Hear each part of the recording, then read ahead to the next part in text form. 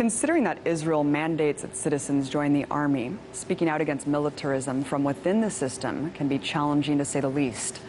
But it's an experience that my next guest went through firsthand in trying to expose crimes he witnessed as a soldier in the IDF. His name is Eran Efrati, and earlier this summer he was arrested by Israeli authorities after conducting research into Israel's use of illegal weapons in Gaza. So, to discuss his experience as an IDF soldier and how Israeli authorities have responded to his activism, Eran joins me now. Thank you so much for coming on. Thank you for having me, Abby. So let's talk about systemic racism in Israeli society. In one 3-year case study of a public school in the country, one student says, in response to a student who she said didn't hate Arabs, quote, "I was ready to throw a brick at her head and kill her. In my opinion, all the leftists are Israel haters. Those people have no place in our country, both the Arabs and the leftists." Eran, as someone who grew up in Israel, is this type of sentiment more common than not?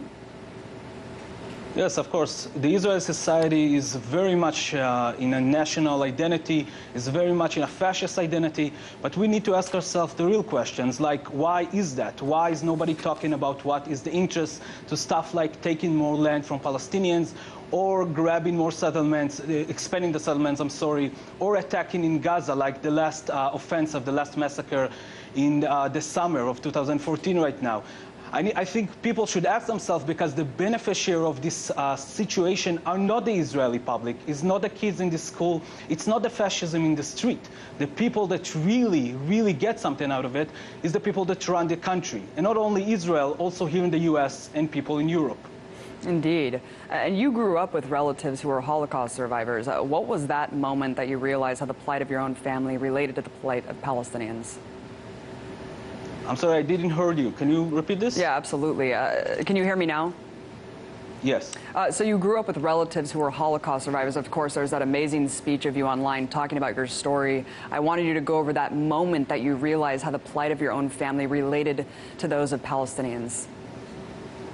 Well, I grew up in Jerusalem in a house full of officers. I was supposed to be the next officer in line. I'm coming from a very good family in Jerusalem. My grandpa was a war hero from 48, and before 48, he also fought against the British colonial in Israel, in the Irgun. My grandma from my other side is an Auschwitz survivor.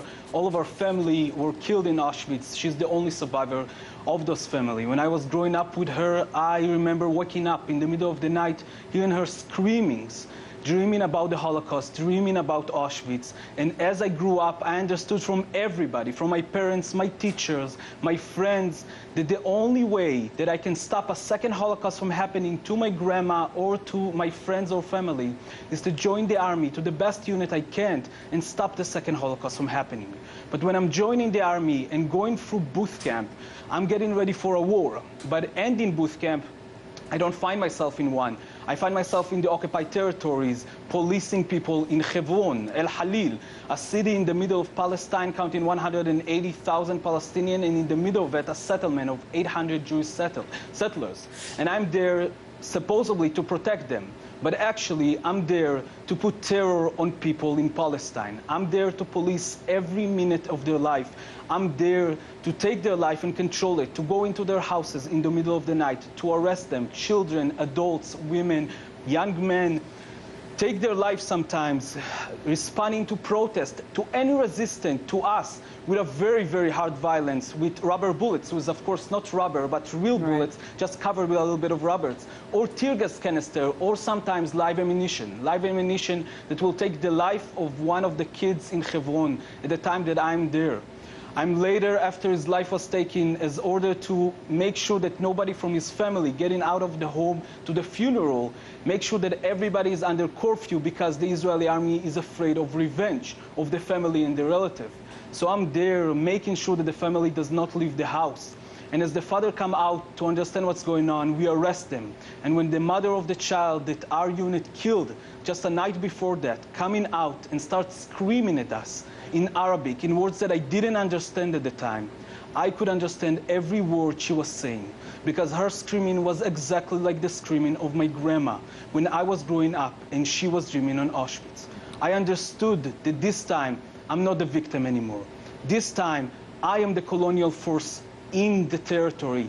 This time, if I want to continue the legacy of my grandpa against the colonial forces, I don't need to be in the IDF. I need to fight against the IDF and against Israel in the occupied territory. Aaron, thank you so much for breaking that down. There's a really emotional story there. Let's talk about one of the worst massacres that took place during the latest siege in the neighborhood of Sujai, which killed at least 90 people. We heard that the neighborhood was being used for Hamas command centers over here.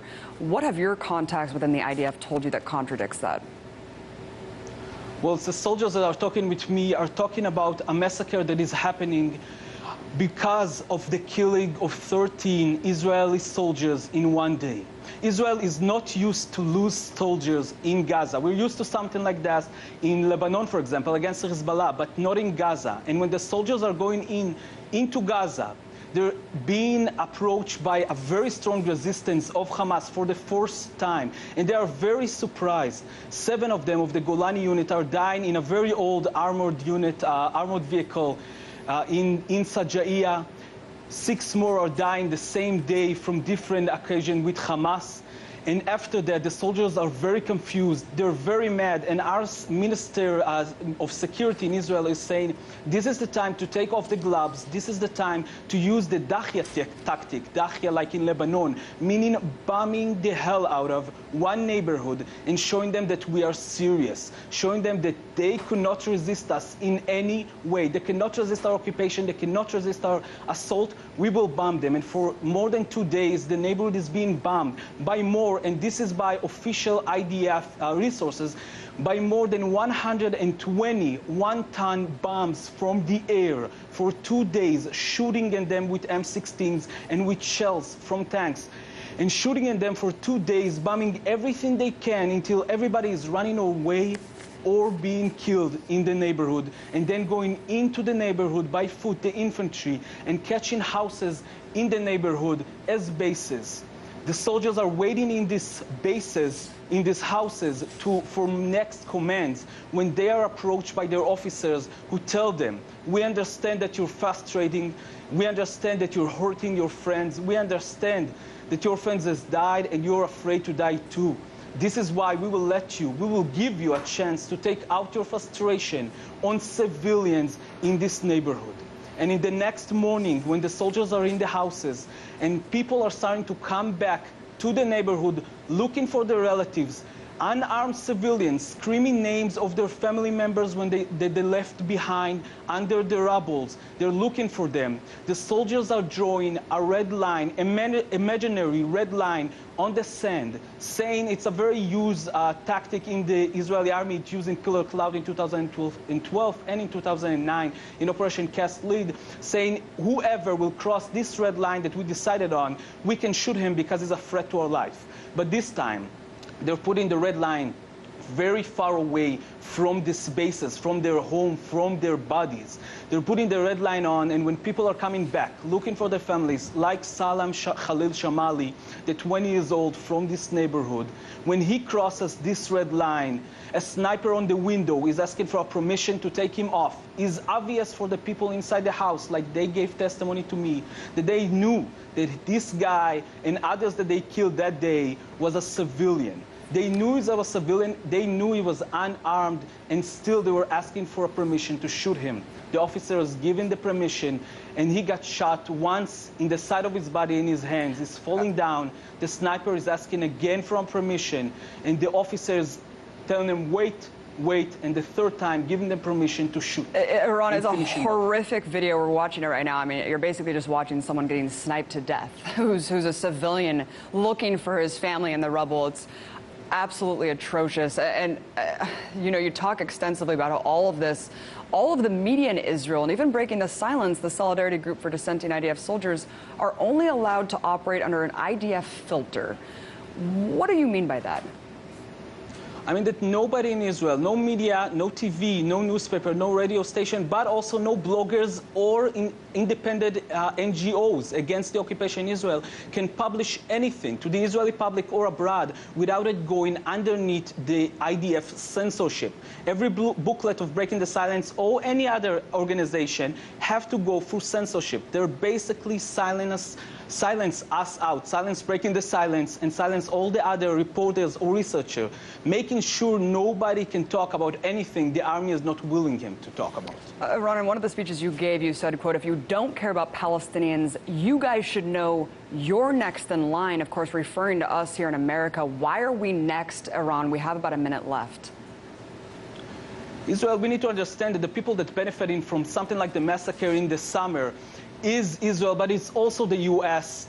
military-industrial complex, the U.S. arm trade. Israel is number 4 in the world. The U.S. is number 1 and number 2 rotating in arm trade. We need to understand that Michael Brown is Salam Shamalia. We need to understand that they're the same person. People of color in this state are the Palestinians. People of color in this state are already the next in line, but everybody else are next in line. The United States is making sure that everything that happened this summer will be silenced. If I was a United States civilian and citizens, and I urge you guys on the TV and people at home right now to go to your email account, go to your phone, write an official letter to your representative and ask, why is your state, the only country in the world, is vetoing right now the UN decision to independently interrogate what happened in Gaza in the summer? Who is it benefiting? Why aren't you not It's a good working question, for education? Iran. It's a very good question. Why are we vetoing that? And also, why is our military training alongside IDF soldiers here, Iran? Iran Efrati, thank you so much for fighting for the truth, for justice. Former IDF combat soldier, really appreciate you coming on.